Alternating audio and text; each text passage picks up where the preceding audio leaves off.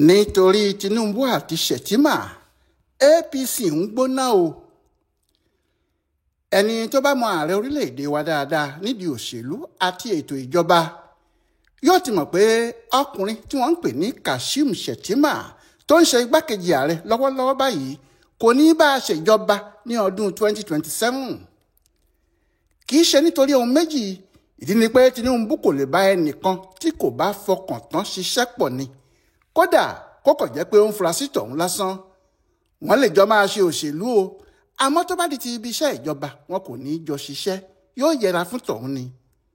Bí èèyàn bá rántí màmá tí wọ́n ń pè ní Kòfó Akérèlébọknà, ìgbákejì gómìnà àkọ́kọ́ tí Tinubu ní lẹ́kọ̀ọ́ nìyẹn.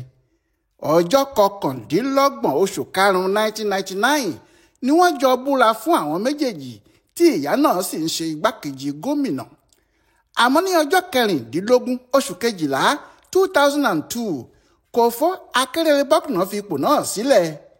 Bóyá ó kọ̀wé fipò sílẹ̀ ni àbí wọ́n yọ ọ́, ọ̀rọ̀ náà sì ń di àríyànjiyàn títí dòní, torí ọjọ́ tí àwọn aṣòfin fẹ́ yọ ọ́ gan-an náà ní lẹ́tà tó fi resign dé làwọn yẹn bá ní àwọn ti yọ ọ́ kó tó kọ lẹ́tà.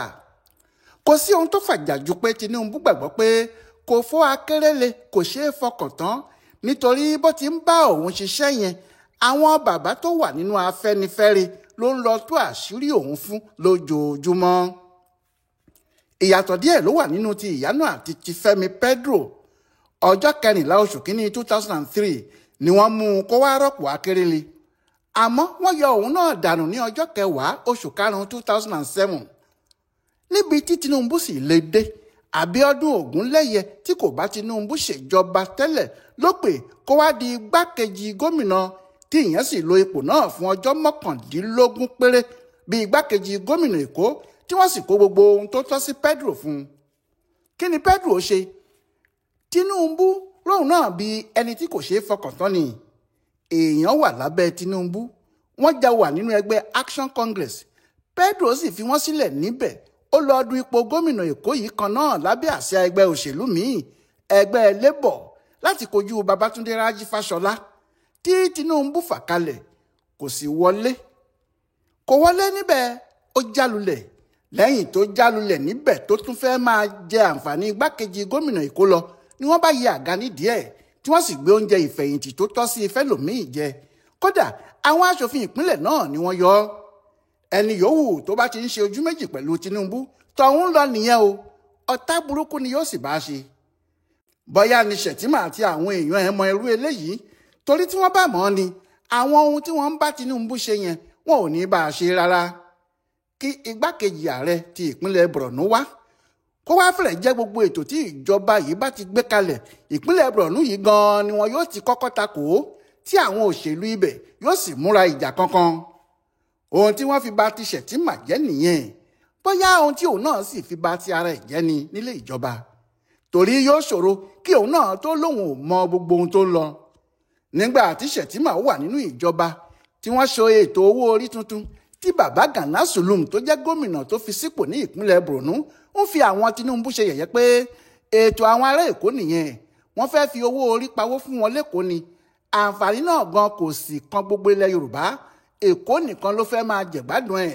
Ohun tí Tinubu ṣe fún wọn nìyẹn. Lẹ́nu Zulum ọmọ Shettima, tí wọ́n tún ṣèpàdé tí Shettima ti ṣe alága, tí Shettima jókòó, tí gbogbo gómìnà ilẹ̀ Haúsá sì sọ pé àwọn kò fẹ́ ètò tí Tinubu gbé kalẹ̀ kó yá pàtì kíákíá. Gbogbo eléyìí ń ṣe àkóbá fún òun Shettima fúnra ẹ̀ ni. Tàbí tí Aliu Ndume lèèyàn yóò máa sọ ni. Aliu Ndume aṣòfin ni láti ìpínlẹ̀ Borno, ọ̀rẹ́ Shettima tí wọ́n ti jọ ń kiri láti ọjọ́ tó pẹ́ ni, torí ọmọ ìpínlẹ̀ kan náà ni wọ́n nínú APC. Kò wá sí ohun tí Tinubu tàbí ìjọba rẹ̀ yóò ṣe tí Ndume kò ní í takò, tí kò sì ní í sọ̀rọ̀ náà ní kọ̀rọ̀, tó jẹ́ ní gbangba ni yóò ti máa pariwo lórí gbogbo social media. Bí àwọn èèyàn sì dá a níbẹ̀nu kò ní í gbọ́.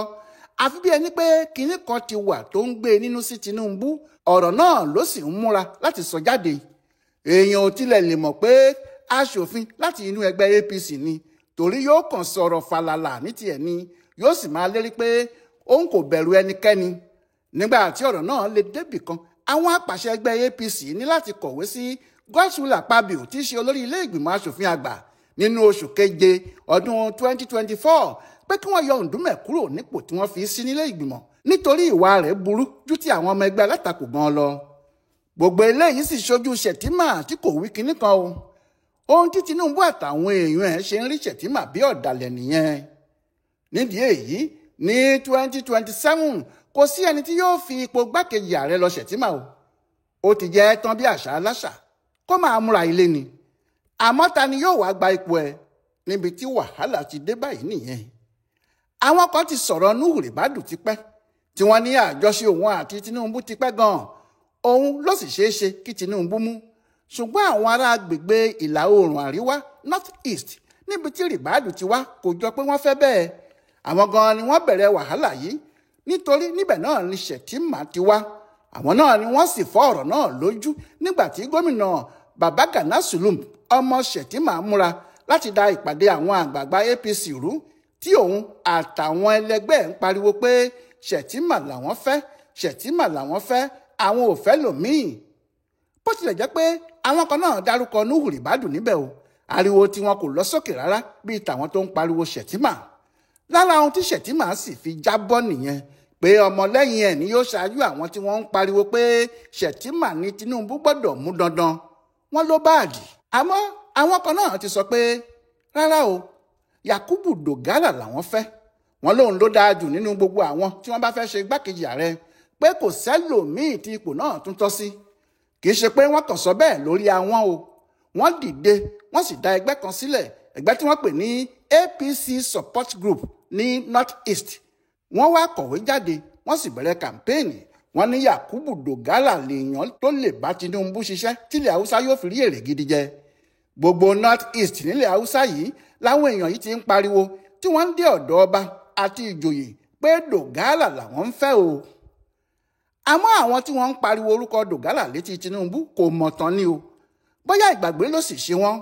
Wọn ò mọ̀ pé nígbà tí wọ́n ń ṣe kàmpéènì ìbò ààrẹ yìí ní 2022 ọ̀kan nínú àwọn tí wọ́n tako Tinubu ni Dogara yìí ṣe.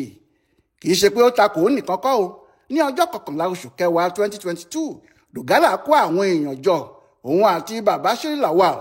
Wọ́n ní àwọn kò ní gbà kí Tinubu lo Muslim ticket, pé ààrẹ ò lè jẹ́ mùsùlùmí kí igbákejì ẹ̀ náà tún jẹ́ mùsùlùmí. Wọ́n láwọn ò ní gbà rárá ni. Nígbà náà ni Dogara àti àwọn kan kọ́kọ́ bínú kúrò nínú ẹgbẹ́ APC tí wọ́n ní àwọn kò lè ṣe ẹgbẹ́ náà mọ́, tí ọ̀rọ̀ náà sì di rántó. Dogara ló lo ipò ẹ̀ gẹ́gẹ́ bí olórí ilé ìgbìmọ̀ aṣòfin kékeré tẹ́lẹ̀, ó sì ṣa àwọn ṣàǹkóṣàǹkó jọ. Ìyẹn nítorí tí Tinubu ti mú Shettima yìí kan náà ni o. Ó wá ní kí gbogbo àwọn kìrìsìtẹ́nì níbi gbogbo tí wọ́n bá wà dìde láti tako Tinubu. Ó ní òun ti bẹ̀rẹ̀ sí kiri ọ̀dọ̀ àwọn aṣáájú ẹ̀sìn Islam tí òun ń ṣàlàyé fún wọn ìdí tí ààrẹ kò fi gbọ́dọ̀ jẹ́ mùsùlùmí kí igbákejì ẹ̀ náà tún jẹ́ mùsùlùmí ní Nàìjíríà, pé ohun tí ò dáa ni. Àfìgbà tí Tinubu jùkú ọ̀rọ̀ sí pé Dogara kì í ṣe ọmọ ẹgbẹ́ APC mọ́ o, àti pé pẹ̀lú gbogbo àwọn tó ń kójọ yìí ó fi hàn pé ọ̀dàlẹ̀ àti ọlọ̀tẹ̀ burúkú kan báyìí ni. Àmọ́ títí tí wọ́n fi parí ìdìbò náà Dogara kò dúró, kò yéé lérí pé òun yóò gbégi dínà fún Tinubu. Níbi tí ọ̀rọ̀ wá dé dúró báyìí, báwo ni Tinubu yóò ṣe wò ṣùṣùn tí yóò ní Dogara ló kù òun kù láti bá ṣiṣẹ́? Àfi èdè nìkan ló lè jẹ́ kí irú ẹ̀ ṣeé ṣe. Àwọn kan náà ń dárúkọ Rabiu Kwankwanso.